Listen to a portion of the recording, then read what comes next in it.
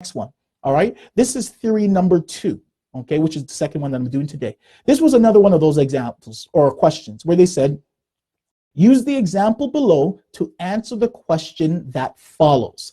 Right now, what we have to do is name the harmony in the above example. So the first thing that we have to do, we have to name all of those notes. All right, so as we can see, they have 2 sharps, and whenever they have 2 sharps, they call that, those of you that are traditionally trained, you know that's the part of the D major scale. So that's just meaning whenever you reach an F on a sharp or a line, you have to make it an F sharp. Whenever you get to a C on one of the lines, you have to make it a C sharp. However, when they put that little natural sign that you see there, that means that you don't observe the C sharp, you change it to a C. Okay, and I'm sure you guys understand that. So let's look at the notes from bottom to top. So from bottom to top, or from left to right, we can see that that note, those of you that know your traditional theory, you know that that is a C. However, they have a natural, so it should be C sharp because it's in the key of these 2 sharps, but we change it now to make it to its natural key, which is a C. So therefore, this is a C, and then here, there's no sharps or flats on it, right? That ends up being a G. So we have a C and then a G. So let me put that on the piano. Okay, I really got to get used to this new system. Okay, let's put the C down here. All right, we'll put the G here. Okay, and then they also had these notes. Let's go back to it. Okay, and as we can see on the treble clef here, it has another C right here. That's natural. So you play the regular C, then has an E, but it has a flat sign, so you have to semitone it lower, make it a semitone lower, and then up here, that is an A, okay? So let's get right here. So we have the C, actually, you know what? Let's do this. I'm not gonna make it red. All right, so we have the C, we have the E flat, and we have an A, okay? So therefore,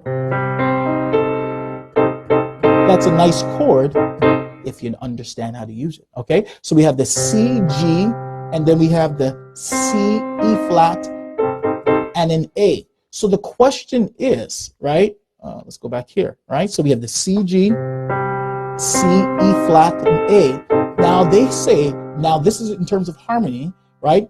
Name the harmony in the above example. Okay. Now, a lot of times I always say to people, okay, you know, especially if you read music and you've done that, trust me, you did it the hard way. So kudos to you, but you want to make it easier when you actually understand it a little bit more. All right. So when we look at it according to the piano, so these are the notes we have to look at. Out of all 4 of these, which one would be the answer? Now, so that you know, that circle, as we said, when it comes after, it means that it should be a diminished. When you have that circle and it crosses out the circle, they call it a half diminished. Now, that's also a red flag for me because to me, it doesn't make sense why they call it a half diminished, because there's nothing about it that makes it half, okay? I'd have to do another webinar breakdown on that, or maybe a YouTube live or Facebook live on that to break it down. Matthew says, it looks to me like an inversion of an A diminished chord. Okay, I like where you're going, Matthew. Like where you're going, okay? So we have to figure out which one of these it is. So let's go back to the piano, okay? These are the notes, okay, in terms of the theory, okay? So we're looking at it, okay, what do we think it is? So Leroy has A diminished with the flat 5, right? So similar to the A diminished, because diminished usually means that it is the flat 5 or the sharp 4, right? Edwards, A7, but if we look at it, A7 wasn't part of the answers. It has to be an E flat, half diminished as they call it, which I think should not exist. A G diminished 7, which I also think has some issues, and A half diminished as well, according to that. Diminished 7, which I think has issues, and a C diminished 7, which I also think have the issues. I think it all has issues, but it's going to be easy to fix once we understand what they were trying to say according to AKMS. Okay, so let's go back to the piano here.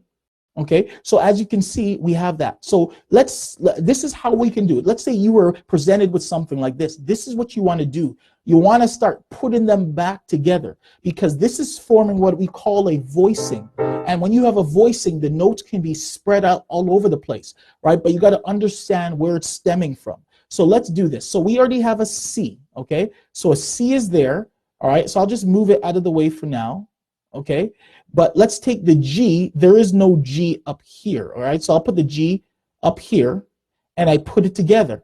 So now it starts to form another chord, right? So if we look at that chord, the C, E flat, G, and A, what chord does that look like? For those of you that maybe a little bit more advanced, that knows about, let's say, 4-part chords and so forth, what chord does that look like? Okay. I'll wait a couple seconds. Any takers? All right. Thank you, Edward. Yes, it looks like a C minor 6. Now, how it is, it looks like a C minor 6. Matthew, I'm coming to you. All right, but it looks like a C minor 6, right? So, for example, if we had the C major, right, as you can see, C major, and in the key of C, you know you have the A.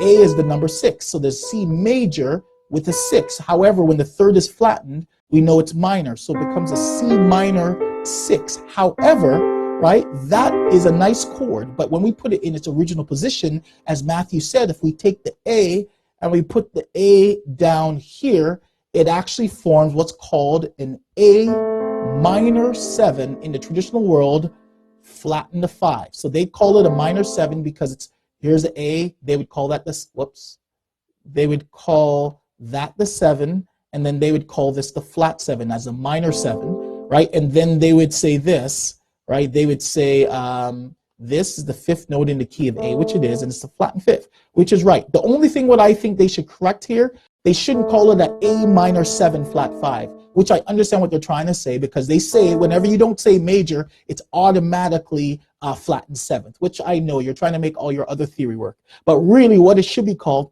is an A minor flat 5 flat 7, or an A minor flat 7 flat 5. Yes, it's a little bit more words, but that's the correct way to call it in music, okay? But let's just go with it. So they would also, not only would they call this an A minor 7 flat 5, but they would call it a half diminished, okay? So it would be called a half diminished. So if we look at our answer, we can see which one looks more like it. And remember I said it looked like a C minor 6. That's not part of the answers, right? And as you can see, the answer really is what they call the A half diminished, okay? Let's go back to the piano here. So if it was a regular diminished triad, as we can see, a regular diminished triad is separated by 3 semitones. 1, 2, 3, then separated by 3 more semitones, 3. But that chord, as a 4-part chord, can be extended. So if we went 3 more semitones, then we can get to here. We can get to the F sharp, okay? So that would be known as a diminished 7, right? However, this would be known when you go up, like I said, it's just such backward theory, they call it a half diminished. Now, someone please tell me, how do you get half out of that? Okay, so let me try to give them the benefit of the doubt again. All right, so they would call this a full diminished, right? They would not call that a full diminished. They call that a diminished 7. And the reason why they call it a diminished 7 is because A would be here. That would be the 1 at the top. And if you went here, that would be the actual 7th in the key of A.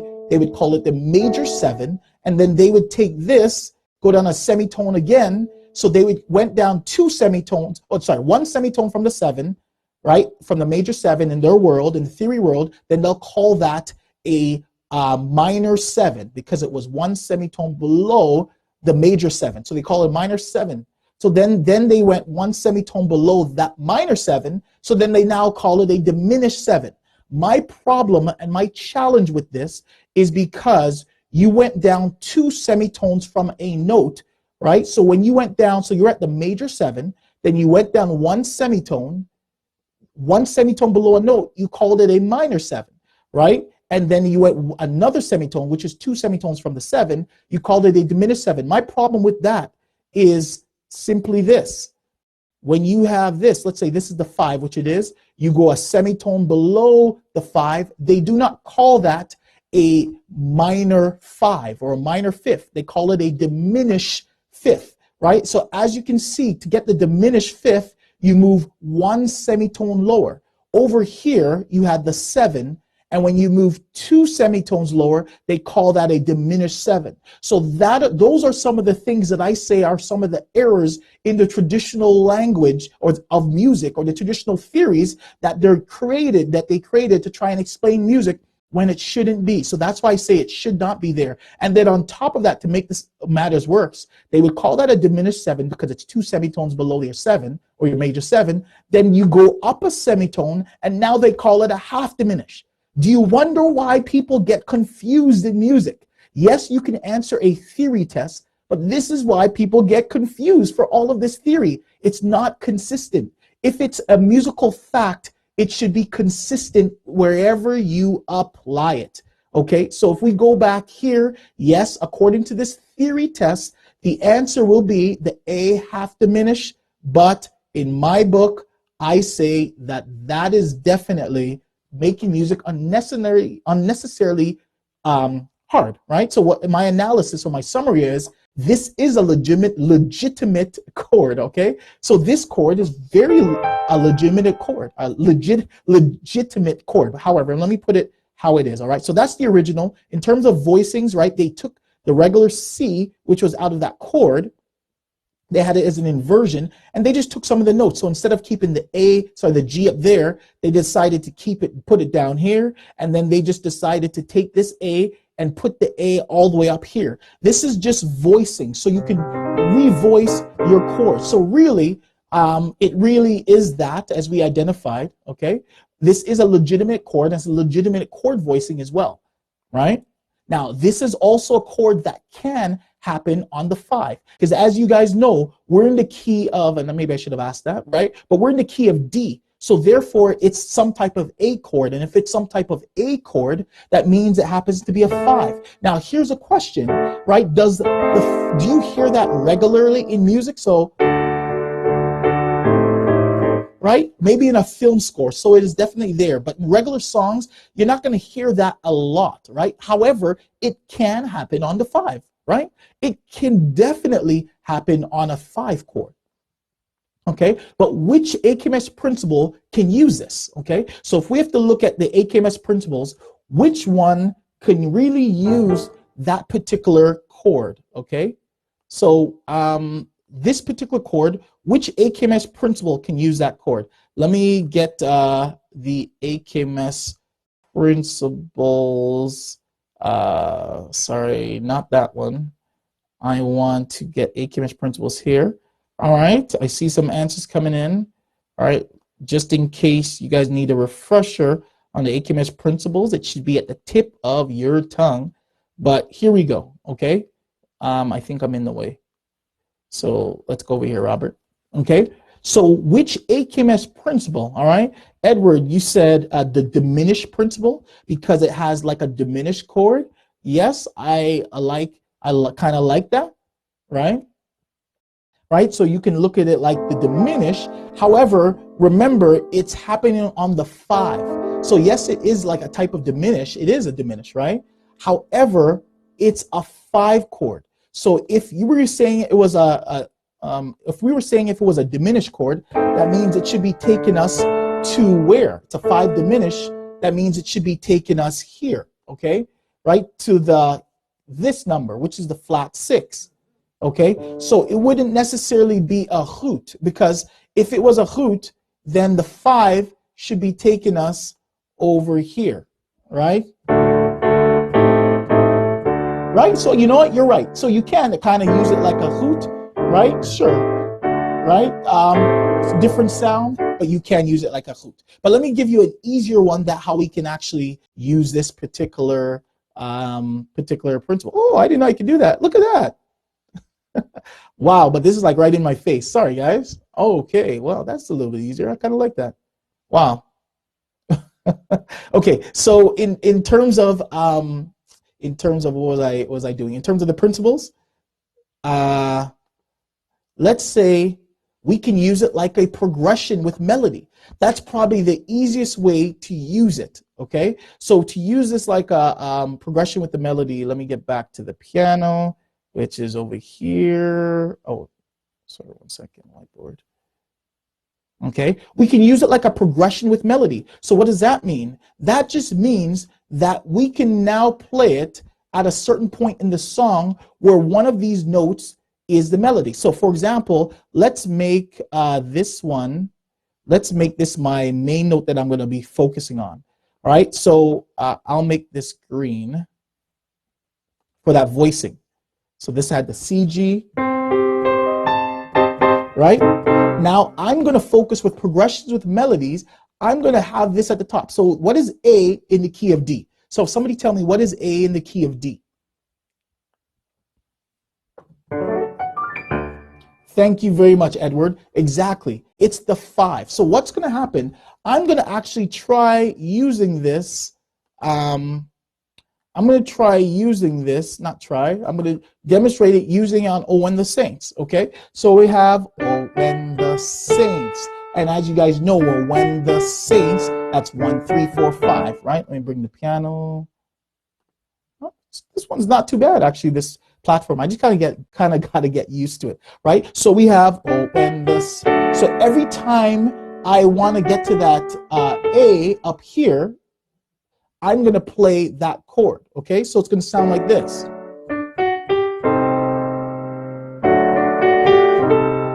Right? Sounds like Arabian.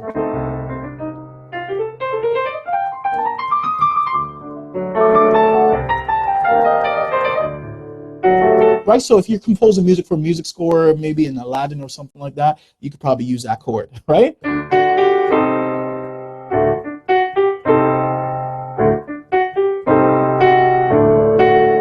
There's my regular. You can even do it.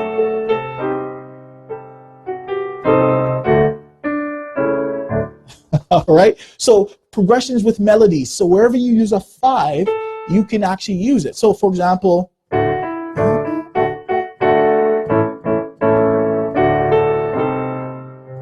you see that? Wherever I use a 5, I can actually use that. Okay. Hopefully that makes sense. And I'm sure it does make sense. If you guys are not sure what I just did, all I did is just play wherever I had to hit that 5, I played that chord. All right. So once again, that's the, oh, look at that again.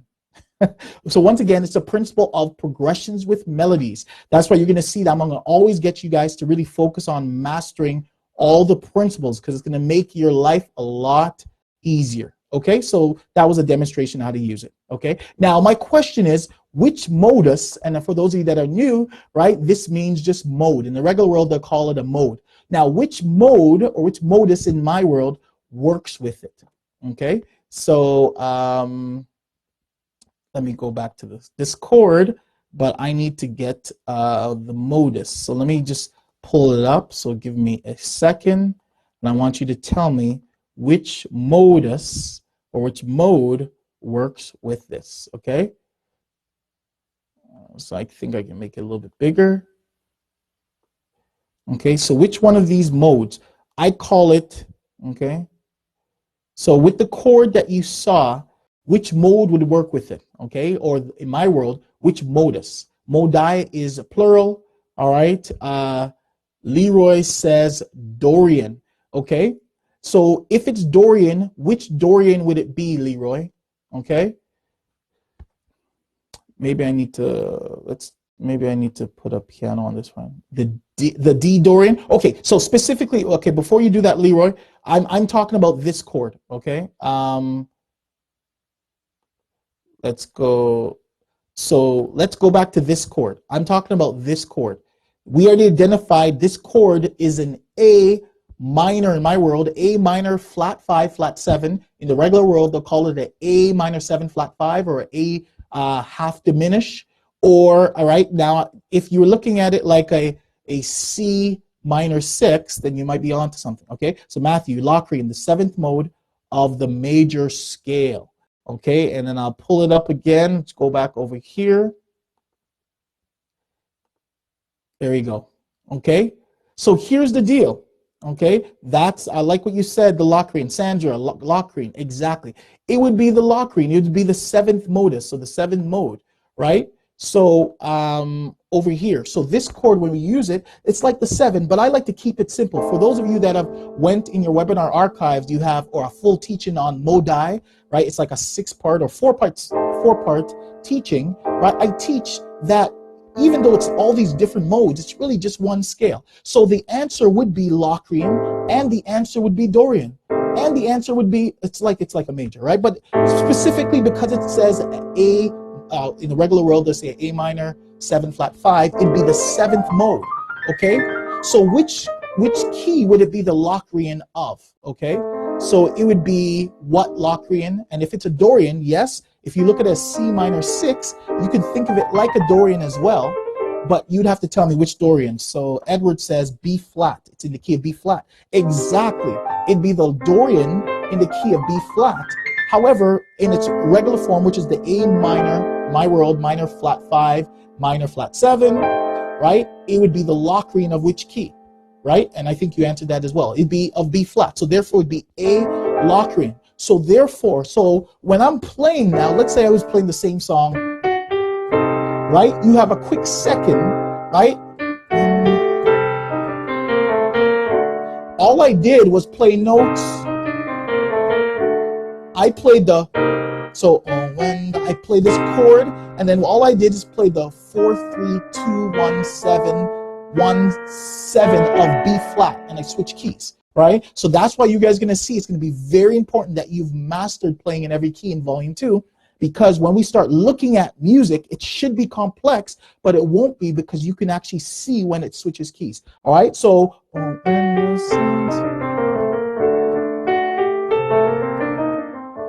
right? So if I was composing, to me it would be easy because I know which key I switched to. So yes, in the key of D, it would look like I played the flat 2, 1, flat 7, flat 6, 5. But to me, it's just the 4, 3, 2, 1, 7, 1 of the key of B flat, because that's where it's switched to. All right? Hopefully I'm making sense, okay?